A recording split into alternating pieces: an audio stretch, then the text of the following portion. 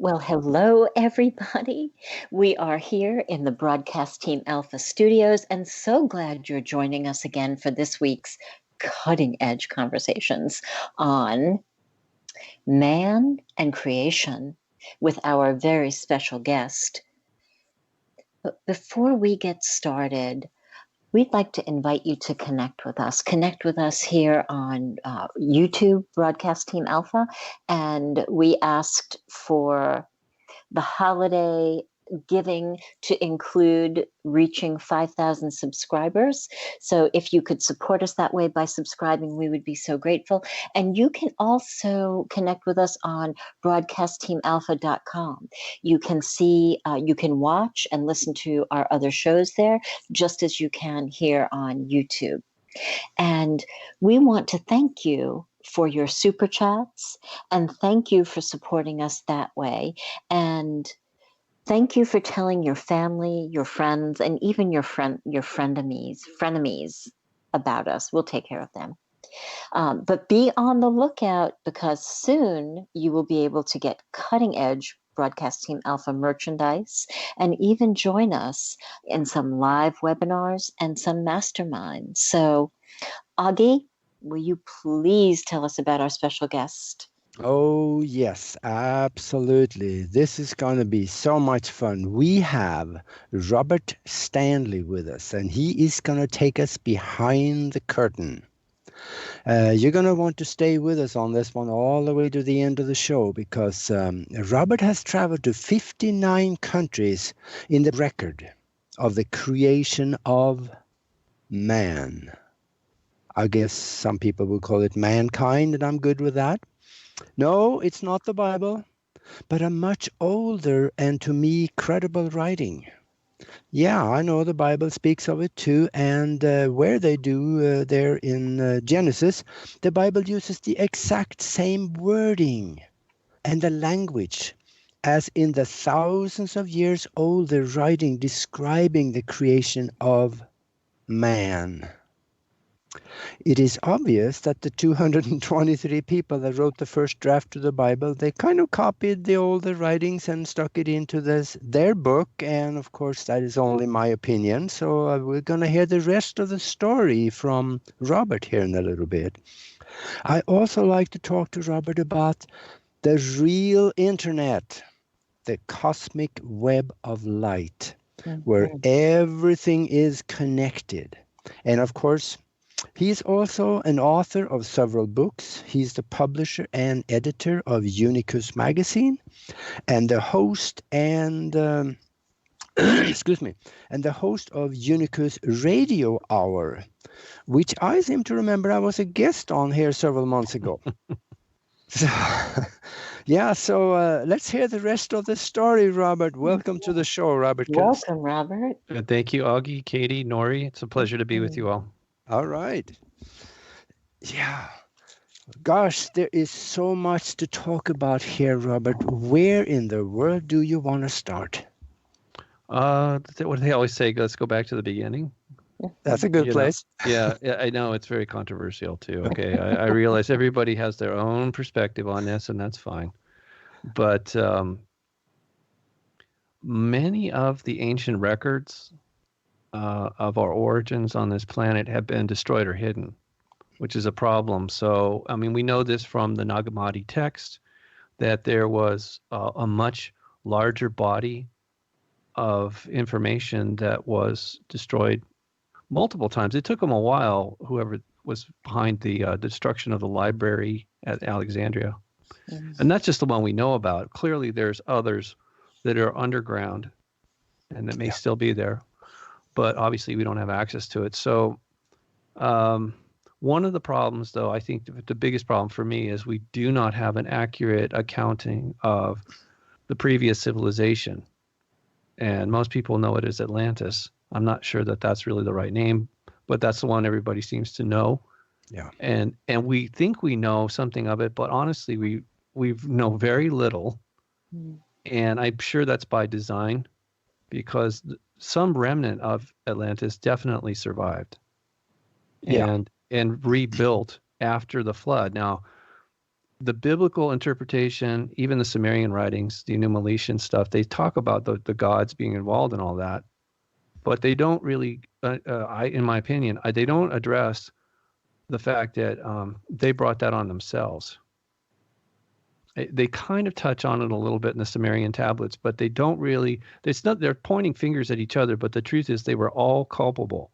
They were all responsible for bringing that house of cards down on their own heads. Yeah. Yeah, because when you talk about what happened in Atlantis, there is, I think that it may have been several civilizations previous to that ended up in Atlantis. Yes. I'm sure you're right about that. They call it Lemuria or whatever, but yeah. I mean, it's really hard to know because it's obvious there was a huge cataclysm or multiple cataclysms over time. Yeah. And of course that creates amnesia, mass amnesia, but also the ruling elite, just like today, in the past, they were very big on secrecy and in order to maintain control. They know that it's easier to control us if we remain ignorant. Yeah. So that's why I'm sure that these things are still hidden from us to some degree.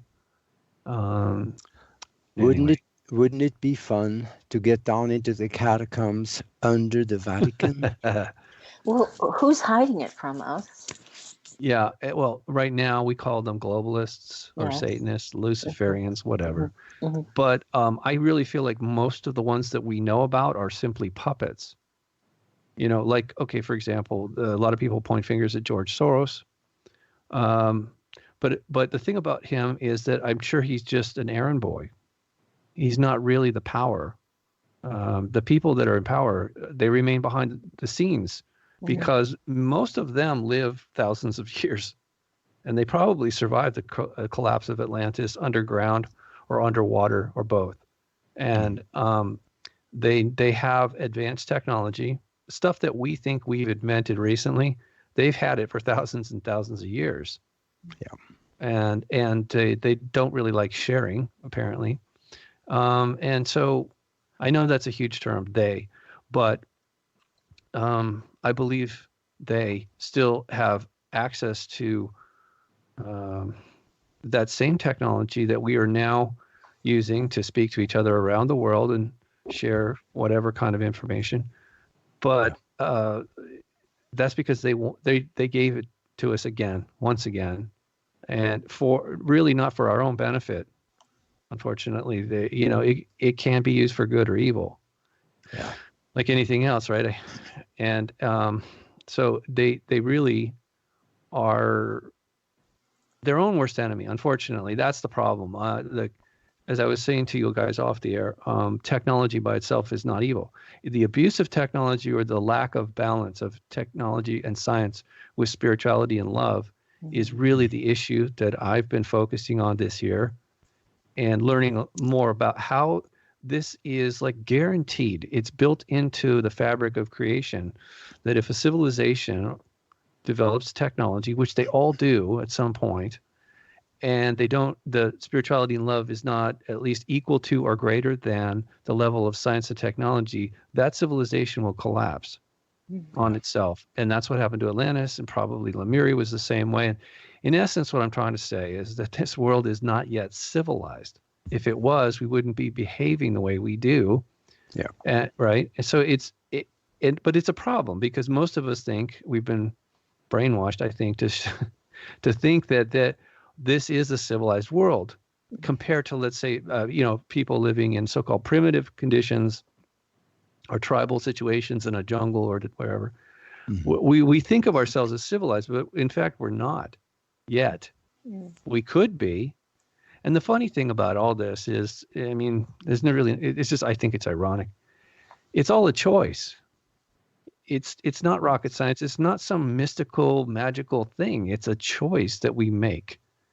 And unfortunately, a lot of times we make the choices that are very harmful and ultimately perpetuate our suffering lifetime after lifetime. And in fact, I'm part of the process, the guarantee, I think, as I say, that was telling you before, the insurance policy, if souls that are on a world have messed up and they haven't figured it out yet, the formula that I just described, in other words, their love quotient is so low that they haven't yet come to that realization that if they choose spirituality and love, whatever technology comes out after that is going to be based in that, and it'll be resonant.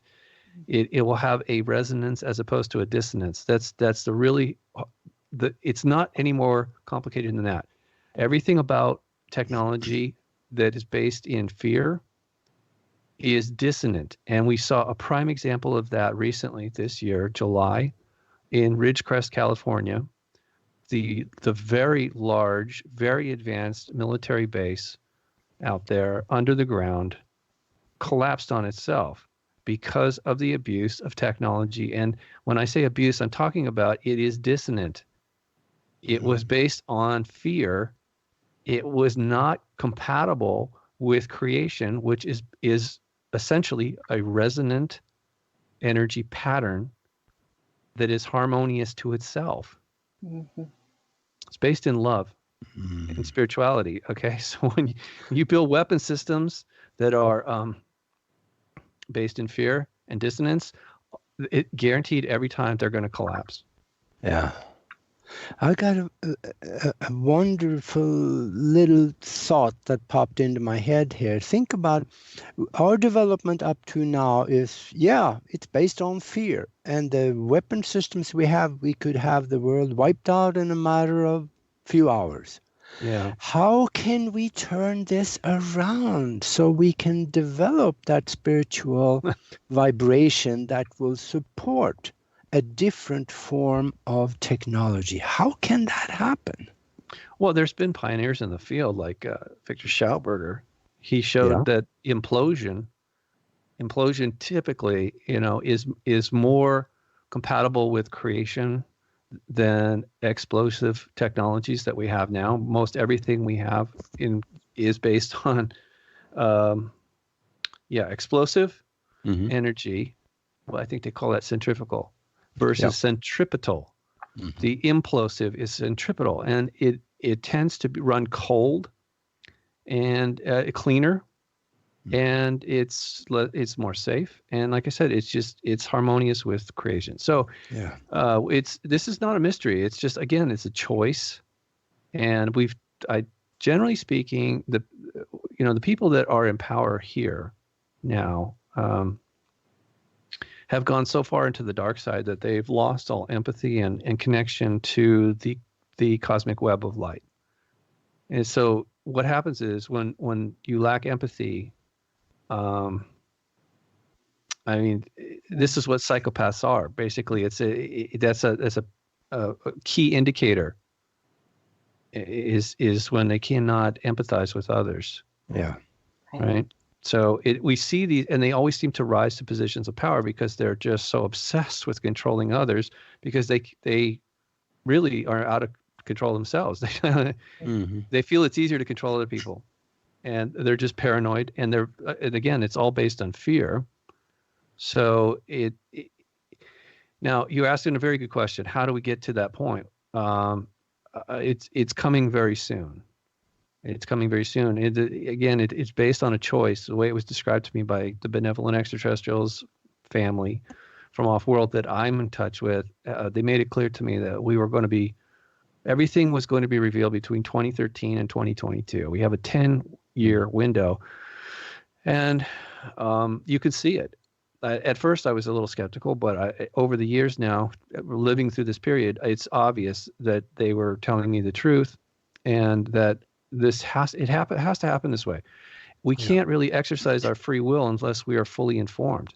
And all the lies and obfuscation that's been going on by those who serve the dark side, that has to stop. Or at least it has to. Here's a part of what they were explaining to me. It's happening right now because of where the Earth is. We're always getting help from these benevolent ones, but timing is everything, especially when you're trying to coordinate huge, massive awakenings or any coordinated event of group consciousness. So what's happening is our planet, the solar system, has moved into NASA calls it the fluff. It's a very large cloud of energy. Yeah. They call it charged particles, but it's one of the reasons that they call it climate change. The whole solar system, all the planets, the weather systems have changed because the energy has increased. Yep. So like anything else, energy, just pure energy, is amplifying whatever is happening. So if you're in a dark place, it's making you feel even darker. And if you're connected to the light and you're a loving soul, it's increasing your light and love. So that's what we see is happening. And so as these polarization increases, or becomes, the duality becomes even more distinct, it's forcing us to make a choice. Everybody's going to have to make a choice. Most of us already have. I personally feel that way. Maybe I'm projecting, but it seems to me, because I monitor the news quite a bit, that which is easier to do these days than when I was younger. You can actually see what's going on around the world in a glance. But it seems that there is a great awakening, and most people are choosing to reject the tyranny, and they want liberty. That's really part of it. Dissonance and resonance, liberty versus tyranny, a utopia versus a dystopia. Yeah. And it is, I know it sounds utterly simplistic and a little bit silly when I say it like this, but it is a choice, and we will be given assistance when the window closes at the end of 2022. It's just like they want to make sure that everybody has enough time to like be fully aware of what the choice they're making, because there isn't a bigger choice you will ever make. I mean, the consequences are enormous. Yeah. So this process of choosing and this time frame, is that what you would say this whole awakening, right, or this ascension time is about? Yeah. I mean, you could say it's a classroom for souls, for young souls that came to this world, which was still struggling to become civilized. So, just like teenagers, they get a little rebellious, and they learn. If you burn yourself, you might hopefully learn the first time, but if you need to go back and burn yourself a second time, your fingers, then you're going to eventually learn, man, that hurts. I don't want to do that anymore. So the thing is, there is a divine grace, there is a benevolence or mercy involved in all of this process. I think some people have likened it to a crucible for souls. So, and for people who don't know what a crucible is, because I've found that some people don't know what that is. In other words, it's like a giant, very thick steel or metal pot, and you would put like raw ore in there that has other, like, so say you want to melt gold into just pure gold. So you would put the ore in there, and there's all the impurities get burnt away. And that's essentially what's happening here. We burn ourselves on the forces of evil, or the dark side, is commonly known now. And it is a matrix. It's an artificial intelligence. That's the other thing that blew my mind. And it was created by the creator as all of creation was put together. The level of intelligence here is absolutely mind-boggling. It's like the simplicity and the purity, the grace, the mercy, the beauty. It's just like, but more importantly, it's the sustainability for all life. So like I said, the dark side serves a purpose. I didn't know that till this year. And it's not that complicated, but it's like when I finally understood it, I'm still in awe of the way it's all set up. Mm-hmm. You were speaking of the creator. Maybe could there be that there is three different levels of creation? First of all, we are creators in our own so-called reality. Here we create things every day. But then also, if you think back of many thousand years, the Anunnaki splashed down in the Arabian Sea, and they set up a colony, and they, a few 100,000 years later, they created created man by what I read is more like genetic manipulation. But Right. what about the whole universe? Is that another level of creation by something or a computer out there? Yeah, Where do I we go understand with what you're this saying. one? Yeah, okay. I feel a little suspect of these Sumerian tablets. I do think that they have been altered, or specifically, like what they say, the victor always writes history or rewrites history, Yeah. and also the interpretation of it is has been skewed very badly. Like, so I was talking about George Soros. He went to the London School of Economics and was groomed there by the Rothschild family, who basically they're not running the show. They're working for these Anunnaki. I don't think that they came from off world. I think they were stuck here. Because they haven't, their level of love and spirituality is not very high, and they brought the whole thing down on their own heads, and then reconstituted it with the new Atlantis, which is us. So the reason I'm bringing it up is because Soros went to school with Zecharia Sitchin. And most people don't know this, but it's in the public record in case you think I'm making it up. I like Sitchin. I read his books. I met him once. We had a mutual friend. But he actually did go to the London School of Economics. He was given a scholarship by the Rothschild family. So, which is, they are Luciferian. They're fans of Enki. And some people think he's the greatest thing, like he's our savior, Lord, whatever. Personally, I think he's pretty messed up. And everything he's created has been essentially a nightmare scenario. So I just I understand the genetic manipulation. It's not new. They were doing it in Atlantean times, these so-called the gods. Right. But again, we all have, like you were saying before, we all have that ability to create. We all are creators, but we can also choose to be destructive, right, with our consciousness, and I'm sure that's what Enki and his family or cohorts or whatever, that whole group of elite who've been living underground and under the water. Some people say he's an amphibian. I don't think so. I think he's a human that has access to aquatic technology and has had it for thousands of years. And I'm sure he lives a very long life and whatever. But and I know Sitchin was a huge fan of his and basically doing his bidding, like a public relations person. That's what I'm trying to say, is that this, in a way, I feel like we've been badly manipulated, not just genetically, but spiritually in our consciousness and whatever. They're working overtime to try and keep a control over us. They're doing a good job at it too. Well, when I say control, I mean that they believe they have an empirical view that they are these, lords. Archon means literally the Lord, over their subjects. So they see us as their property. So, being a subject of an empire is not really a good thing, in my opinion, because I happen to be a sovereign soul. And that again is the choice. I recognize that at some point, and I declared myself a sovereign soul that is part of the creation, not just a tiny little empire in some world somewhere that's being ruled over by these, dark lords. So anyway, that's kind of my summary of, my perspective on this has evolved, and I know a lot of people are waking up to this.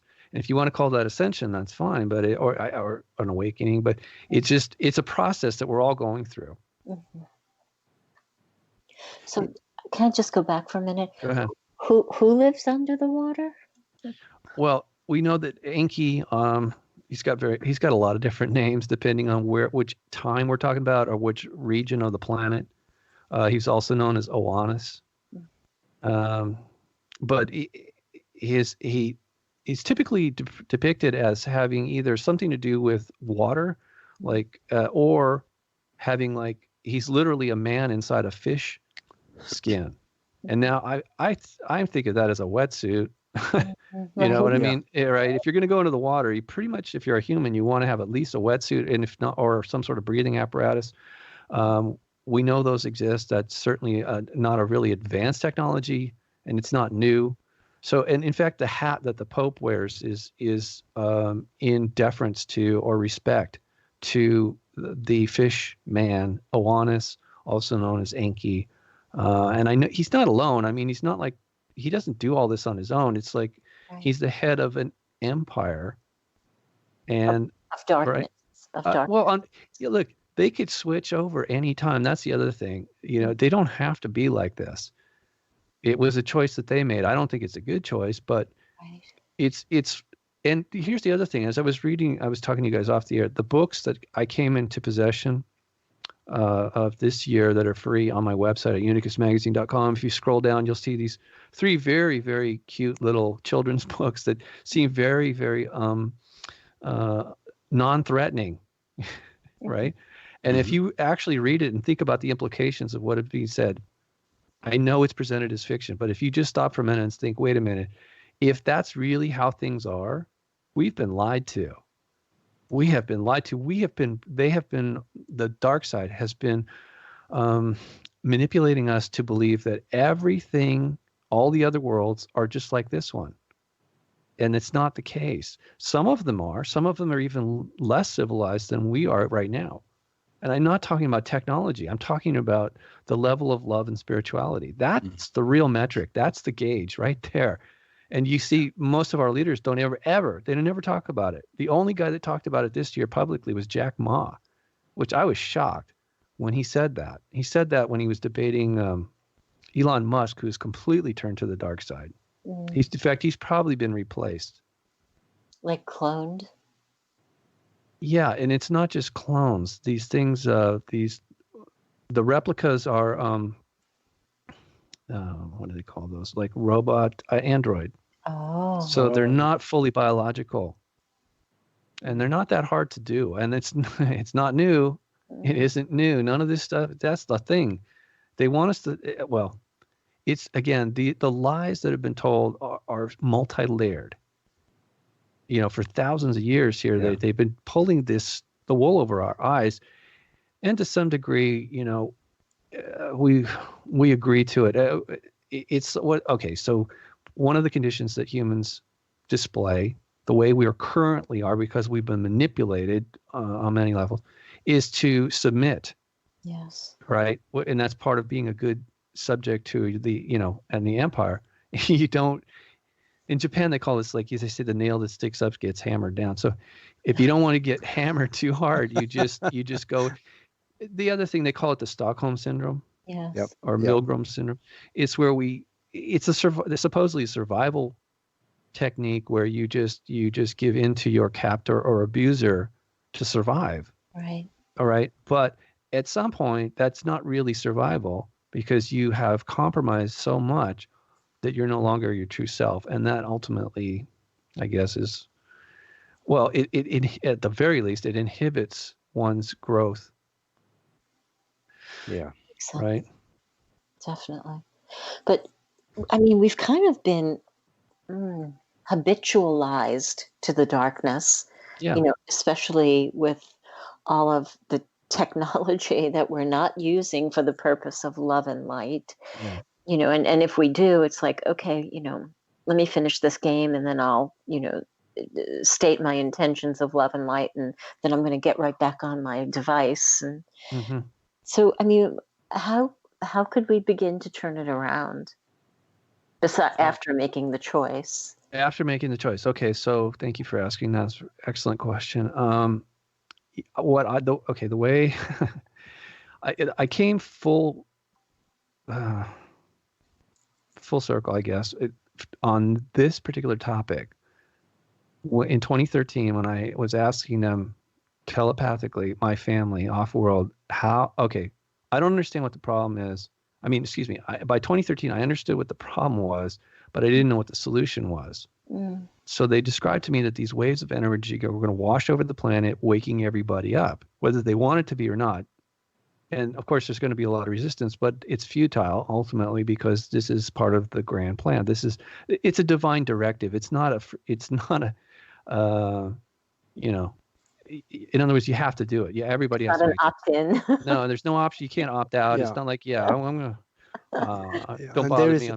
There is a master plan. Yeah, it is. It is, right, without violating our free will. See, that's the other thing that you gotta keep that in mind. So anyway, They showed me that everybody was going to be awoken, or whether they like it or not, and that they would have to make the choice. But the choice really is to stay connected to this false matrix, the dark side, which is dissonant, or to once again reconnect to the cosmic web of light, which is resonant. So and I understood it, but I wanted some specifics on it. So this is to answer your question.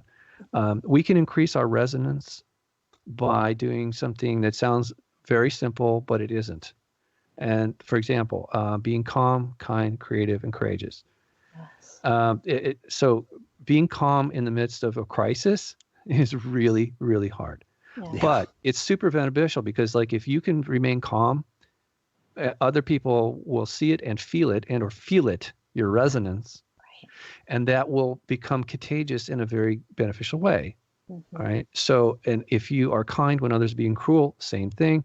If you're being creative when others are being destructive, very much the same thing. And ultimately, courage, at first it was just the three things came to me to share with people as, guidelines.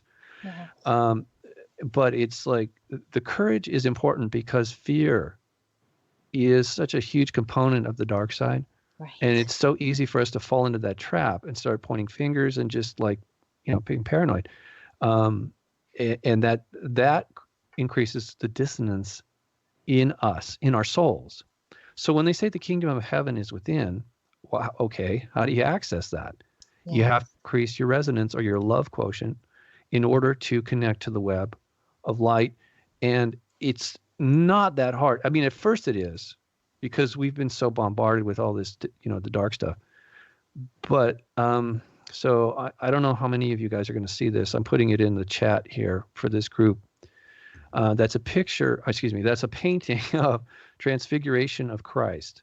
Yes. We don't know exactly what happened there other than what was told to us.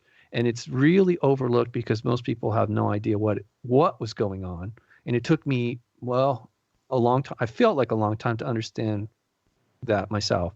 And now I know. I can say conclusively, he is fully connected to the web of light. So guess what happens? He glows. I mean, it's really not that difficult.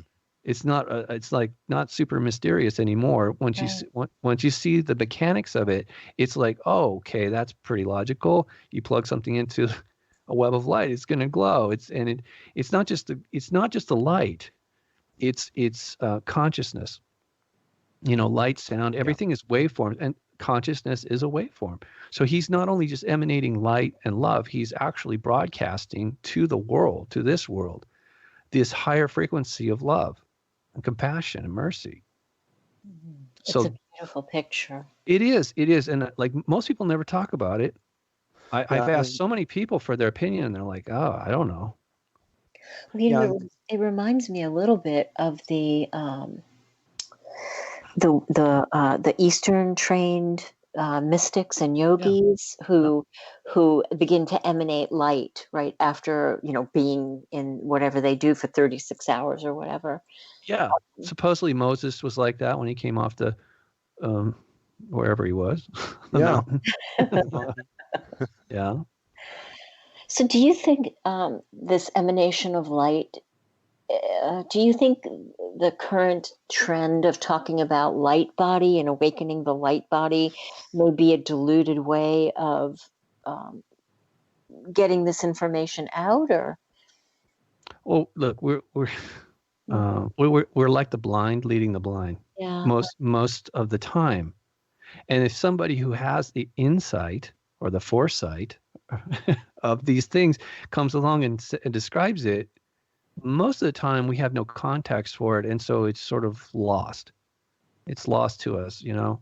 But again, that's changing and the other thing is people have basically been very much asleep and sort of content putting up with what do they say, voting for the lesser of two evils. Yeah, well, that's still evil, right? Yeah. So we've been tolerating it up to a point, but there is this, like I said, there's this motivating force. Actually, it's a directive, divine directive that is literally lighting a fire in us, in our souls. Mm-hmm. So we are, we don't have the luxury of sleepwalking anymore through this life here. And so, yeah, you can call it. See, the thing is, we're talking about the same thing with different terms at different times, but ultimately, it's all the same thing. So it's an incredible time we're living in. Yeah. These entities that you have been in contact with, have they ever mentioned anything about the third level of creation, like I talked about earlier, the one that is running the big computer and creating this holographic existence, or anything like that? Not to me. Not okay. Look, the reason I know about the web of light is because it was shown to me back in the 1980s when I was having a lot of close encounters, mostly in Malibu, up on the mountains above Point Magoo, which is a naval base. I remember that. Yeah, you talked about that. Yeah, I'm trying to put. For some reason, this doesn't want to go in. Hang on. Am I not in the chat anymore? Oh, okay. Here. Yeah. Okay, this is important. I made this graphic of a soul. What is our souls actually at the core with their non-physical? When we are in our non-physical state, we are these like seeds of light. And I actually upgraded it recently into the reason it's animated. If you're looking at this, you can actually, for anybody who doesn't know, that you could see this. You can see this on my website at unicusmagazine.com. The soul radiates light, and each ray of light actually connects us to the cosmic web of light. And as we become more and more connected, our level of connectivity increases. We have access to more and more information. Our consciousness is increasing. So some people are calling that ascension or an awakening. But it's really, again, it's a choice. And it's a process. As I say, it's a process. We have to actually put some effort into it. But every time we put effort in, we are being given assistance to go further. Yeah. It's like they can't do it for us. But they are standing by and they're watching. When I mean the benevolent ones, our family. I mean, we're all family, but I feel like those who have turned to the dark side no longer are part of the human family or the soul family. Mm-hmm. They've gone into a place that it's not part of creation. The divine creation is organic, at least that's the way we call it, right? And it is resonant. When you go too far, when you cross over the threshold into the dark side of dissonance, you're not part of the resonance any longer, and it's that's why it's dark, because you're no longer part of the cosmic wave. And okay, we could call it a matrix, and it is, but it's just emulating. It's a synthetic copy of what exists in creation already, the cosmic web. So it's a dark web. Can you say that again about the copy? Yeah. Well, so everything about the dark side is based on because they've lost their creativity. When everything about creativity is based on resonance, sustainability, compassion, cooperation, coordination, collaboration, all that stuff. That's what family does. They love each other. They work together, right? We all support each other. Yeah. Okay, so but if a soul makes a choice to go into the dark side because of whatever egotistical, fear-based choices they're making, it will encourage that. It'll actually, draw them in almost like a black hole. It's like it's so attractive to them. It's like, I'll give you everything you wanted, money and fame and sex and whatever. Mm-hmm. But it's a trick. I mean, it's a trap. It's a test. It is a test for sure. And once a soul moves over to a certain degree away from the cosmic web of light, which is resonant, the more dissonant they become, the darkness increases. They literally move into it is a matrix. That has to it's be artificial. Painful. That has to be painful. Of course it is. Of course it is, because it's not our original state. Any soul, a seed of light coming from the web of light, moving into this dark, synthetic, artificial web. It's a matrix, but so is all that means is a web, all right, and or grid, and everything about this world right now is still based. Well, almost most everything, like our electricity, is based on it's a copy of the cosmic web of light. And that's what certain inventors like Tesla and others have tapped into. They realized there was this whole other much greater energy that's like constantly around us. They just couldn't quite figure out how to tap it, or if they did figure it out, that was quickly squelched, suppressed, or completely destroyed, because it's a threat. It's a threat to the dark side. And so on one level, I understand they need to. They work very hard to sustain themselves in this false matrix. It appears to me also that I know a lot of very spiritual people, and many of them seems to suffer more than the ones that are not, because they are in an unfamiliar environment and a hostile environment that they do not necessarily want to partake and be part of. Yeah. Well, yeah, absolutely. This is, I mean, yeah, that's one of the reasons that the benevolent beings don't just come down here and hang out. They're not welcome here. They're considered a threat to the current status quo. This false matrix rejects them and suppresses them as much as possible, and yet they still come. And more importantly, they're always watching and waiting and offering assistance. They have helped me. They have helped a lot of others, and they'll continue to help us. And some people say, why? Well, duh, they're our family. They love us. Why wouldn't they? Right. You know, they know we're in a very bad situation or suffering, and they don't want to see us hurt ourselves. Right. But at the same time, they cannot do the work for us, and they cannot violate our free will. And that is the conundrum.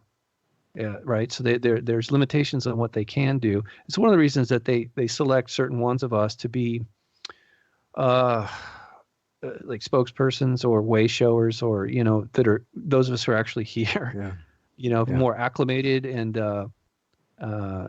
so it's I wouldn't say it's easier for us, because okay, look, I know for myself and others, once we came forward with this information of the insights that lead to enlightenment. Really, enlightenment means you're connected to the web of light. We become a threat and therefore a target. Yeah.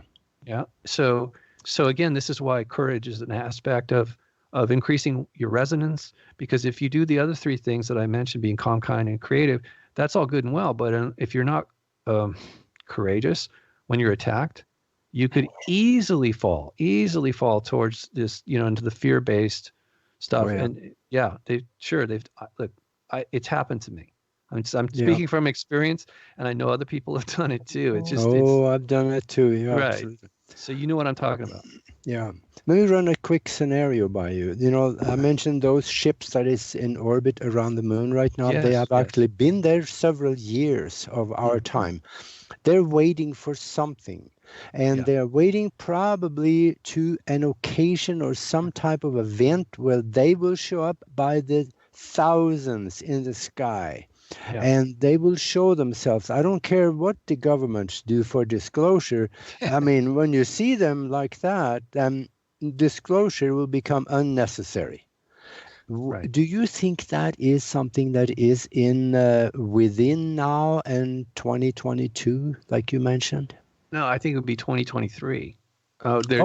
We're going to continue through with this revealing of everything. Everything is being exposed, and a lot of times the dark side, they do what's called unintended consequences. They're so desperate to retain control that they typically will they act so crazy that it actually disturbs people who are sleepwalking. It like wakes them up. Like, wait a second, that's wrong. I know that's wrong. Why are they acting like that? You know, so it causes a mass awakening. And that process is going to continue through the end of 2022. So it started at the end of 2012. A lot of people, we were told, you know, fear-based, whatever, the world's coming to an end in 2012. Right. No, actually, that was the beginning of the end for the dark side. That the false matrix was going to lose total control over us. Those of us that choose to reconnect with the web of light. Like I said, this is.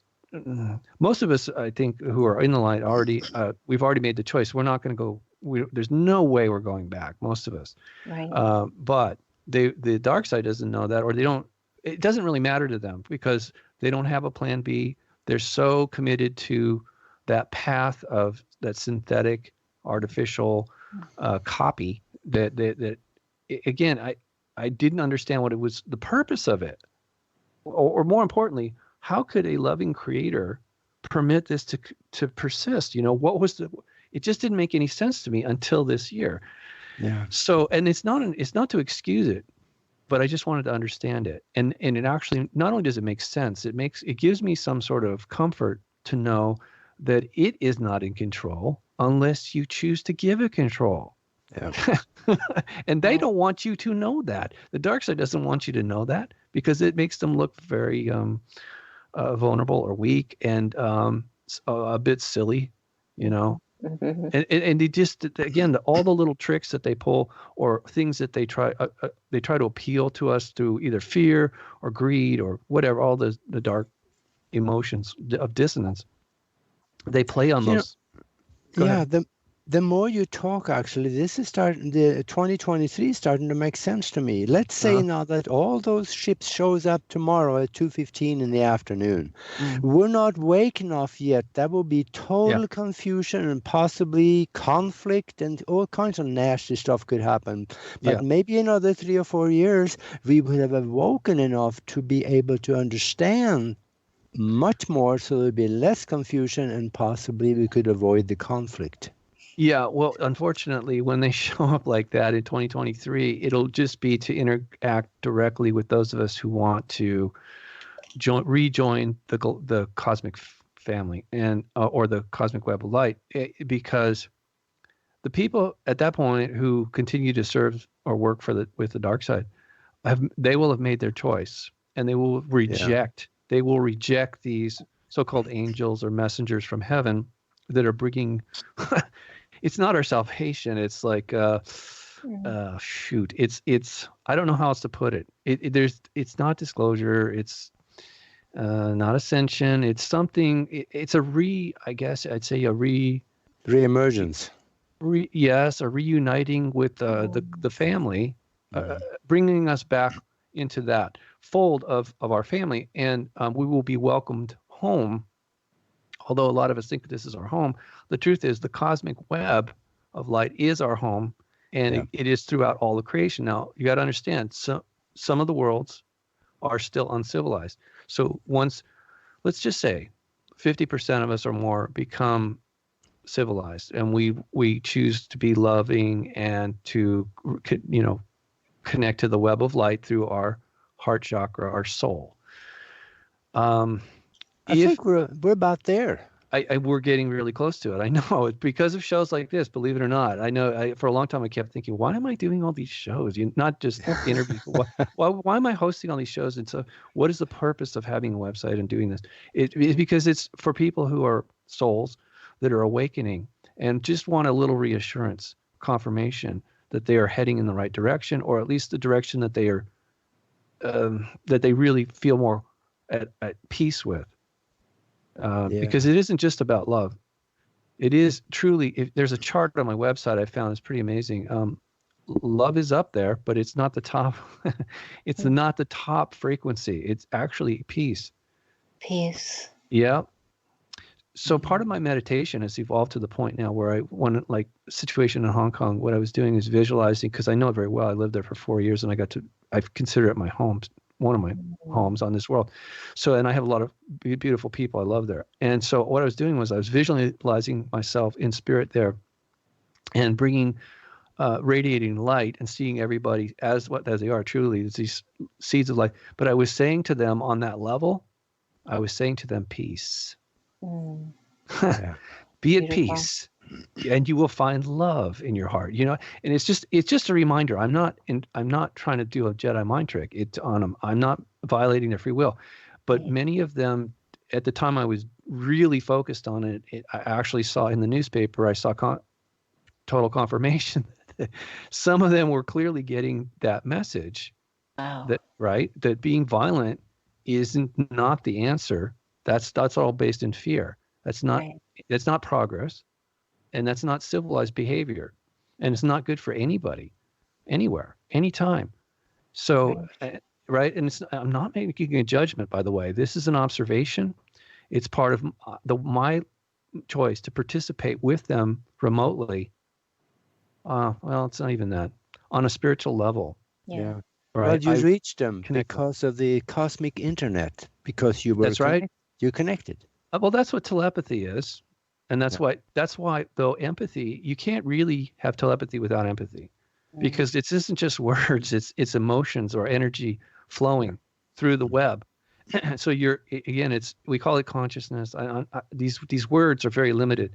When you're having true telepathy, you feel emotions, you see things, you hear things, that not just words. It's like a movie. It's really like a movie. Yeah. Well, maybe not without the music, but it's there. It's it's available to all of us when we connect to the web of light, right? So I'm learning, and I'm trying to help others do the same thing. That's all I can do. You're doing a good job. Can you paint a picture with your words about the web of light? Oh, I can do better now. So if you go to my website at unicusmagazine.com, I am there. Oh, okay. So if you scroll down a little bit past the top, there's a couple of graphics there that look like a web, and actually the one on the right hand side. Hold on, let me open my web page here a little bit more. Is it? Yeah. So the first thing you see is there's technology, Wi-Fi of the ancient gods. Then there's a picture of the soul that I showed you. Okay, and then there's these beautiful graphics of one side is the physics of love, the other one is cosmic web of light we all live in. If you click on that, it'll take you to a YouTube, very brief graphic presentation of the cosmic web of light as science understands it right now. And they're showing it to you at a very, very, very large scale. But you need to understand is the way it was shown to me back in the 80s was that it actually goes down to the subatomic scale. And that makes sense, right? Right. Yeah. So science calls this entanglement, or Bell's theorem, that everything is connected. They bring it up in the movie Star Wars a little bit. They should have gone further, in my opinion, but whatever. If you really want to see what our home looks like, you click on the picture, it'll take you to the YouTube. It's very brief. But it's like, and you could even just mute it. I would mute it and scroll through it kind of fast. Okay. Until you come across some graphic that really speaks to you. Do a screen capture of it. Look at that. Realize, my God, that's my home. That's my birthright. Yeah. I'm part of that. So you're no longer just this little seed of light. You're connected to that, and you become it. Wow. That's powerful. That's really powerful. Yeah. Right. And it eclipses all this other nonsense about money and weapons and just all that. It's so insignificant in the bigger scheme of things. It's not a joke. I mean, but it is. It's, in a way, it's so trivial compared to, and it's not a competition. Okay. It really isn't. The dark side, as I said, serves a very, very, very important purpose. It's part of our learning as young souls. It actually helps us, and more importantly, it ensures that we don't do something crazy on this world and then perpetuate that on other worlds, and ultimately a domino effect where it just cascades and across creation until the whole thing is ruined. Right. It's amazingly intelligent, amazing. Yeah, it gets deep when you start thinking about that. Well, I mean, so, all religion kind of touches on it, but then it becomes adulterated over time or perverted because of the fear-based dark side creeps in. Mm-hmm. But one time I met a Muslim guy, and he was nice enough to give me a ride, and he was telling me, he's actually asking me if I'd ever read the Quran. And I said, no, I didn't. And he gave me one. He just happened to have one in the car. He gave me one, and he told me something that has stayed with me for years, which is the call to prayer at the mosque. What they're saying, he said, in summary, what they're saying is God is an ocean of light, and we are just drops of light in the ocean. Come merge with the ocean. Exactly. Right. Okay, now if they just stuck to that alone, wow. I mean, if really all the mosques and all the churches and all the synagogues, if that's what they were teaching is to connect to the web of light, we would have been a civilized world a long time ago. Oh, yeah. Right? So Wow. it's just to give people a little hope. That's why I truly am an optimist, despite all the negativity that goes on here. This is why I remain optimistic, because I have seen it. I know it. I felt it. I am it. I am it. Okay. And it is me. So it's like, I am grateful. And that's I do think that's important too, the reciprocity. In order to really keep the thing flowing properly in a degree of resonance or love, it's important to be appreciative. I do feel it's important, because like most people pray for like, give me this, give me that. All I say is thank you, thank you, thank you. And I actually am very specific about what am I saying thank you for? Everything. I'm saying thank you every day. I say thank you. Okay. So I think that's important, because, as parents, we love our kids no matter what, but it's so much nicer when they say, I really appreciate what you did for me, or, this or that. If they're respectful and they're appreciative, it makes it so much more beautiful for everybody. It makes you want to help them even more. Yeah. Right. Yes. Kind of like stoking the fire a little. Yes. Well, appreciation and gratitude is such a beautiful energy. Yep. Yeah, just lovely. Wow. Yeah. Kind of appears as we are basically doomed to perfection and coming home. It's going to happen. We're all the prodigal son. Yeah, I guess in that the end of the day. Yeah. Oh gosh, we only got 3 minutes left here. Robert, tell them where people can find you again. You mentioned it a few times, but you need to say it again, where they can find your books, which you haven't had much time to talk about. Yeah, that's okay. Those books are just about Washington, D.C. And I'm actually working on books right now. It's one of the reasons I'm not doing live shows. I'm not hosting shows. I'm working on these novels based on I am the main character in these, what turned out to be, I thought I was writing about my life. Turned out I'm doing it as a novel, and it has to be 3 books because it's just too long. It's my life over 90 years. I'm only 60 now, so the final third act is a bit of speculation. Anyway, all the work that I do is available on my website at unicusmagazine.com. It's spelled UNICUS magazine.com, and most of the stuff is free, and hopefully it will increase your level of peace and love and light. Right? And light, yes. Yeah. I love it. This was just amazing. I'm so grateful for our time with you tonight, and maybe we can talk you into coming back another time, because there's so much more. Yeah. Well, sure, as things unfold, I know there's a lot more to discuss and enjoy about life, and I hope you all have a blessed holiday, whatever holiday you celebrate, holy day that you celebrate. Yeah. Solstice, Christmas, you name it, all of it. Enjoy. Just be at peace, right? Be at peace, yes, as much as possible. It was such a pleasure. Thank you so much. Aage, thank you. We will be back next week, and thank you, Robert, for being with us. Thank you, Aage.